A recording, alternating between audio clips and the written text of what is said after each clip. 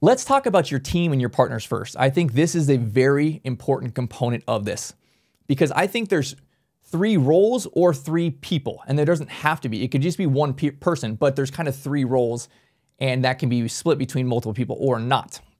But I think there's the operator, there's the real estate person, and then there's the money partner.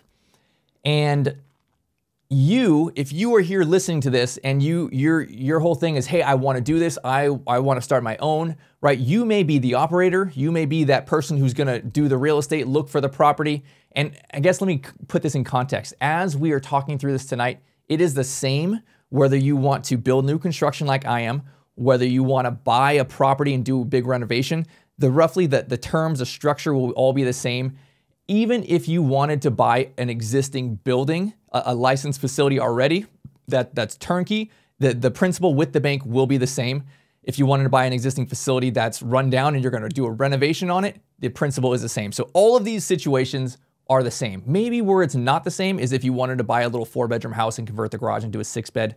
That's not really my niche. And this is for a bigger, this is how I do a $1+ million deal. This is how you would do it.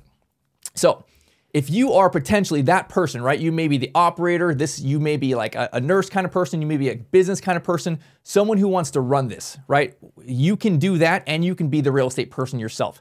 You may have the capital for some of our mansions. If you want to work with us and you want to partner with us and do exactly one of our mansions, it's roughly $200,000 to $400,000 is a capital need, right? We'll go to the bank and we'll talk through this tonight. What you need as far as the down payment, the remaining capital that the bank's not going to finance, $200,000 to $400,000, right? If you had that kind of capital in either cash in your bank or potentially in equity in other properties, you could be that person. It could be one person doing all 3 of these roles.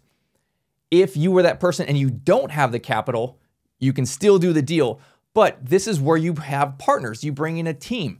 That's why I think it's important to recognize that you don't have to have all of these experience. You don't have to be able to run the real estate and be able to take care of your operations company and have all this cash, right? Like, that's too many things. You can just do one of those things and bring on a partner for one or the other, or even potentially hire a manager. We hired a manager to do this for us.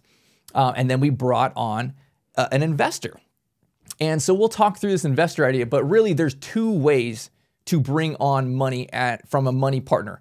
There is either debt, where you have to pay it back, right? It's a loan, or there is equity, meaning they become a shareholder, right? They become a part owner in the company. And that is not necessarily a loan. It can be, but we're not going to get into that. That is an injection of capital in exchange for part of the company, right? They're now a shareholder. That person, that's what we're going to be talking about tonight. Somebody who you bring on as an equity partner, because the bank, they're going to want part of this money as a down payment, and it can't be a second loan, right? It can't be, hey, let me borrow another $200,000. I'm going to put you in second position after the bank, right? That's a loan and then another loan.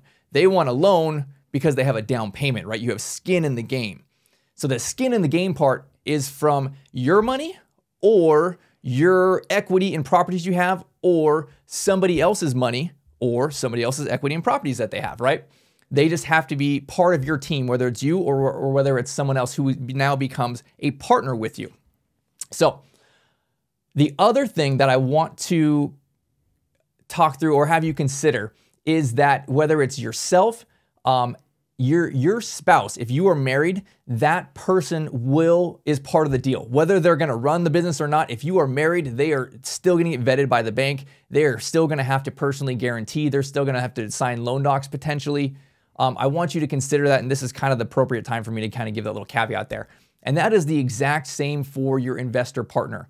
If they have more than 20%, which we'll talk about a little bit later, and they're going to be guaranteeing this loan, they're also going to be checking their spouse. And we'll talk through the different requirements and things a little bit later. But I wanted to mention this now since we're talking about your team. Your spouse is part of your team, regardless of whether or not they are going to be running the business or not. If you're married to them, the bank considers them half of you, and you have to make sure their credit and all of that kind of stuff is looking good also. So that is your team.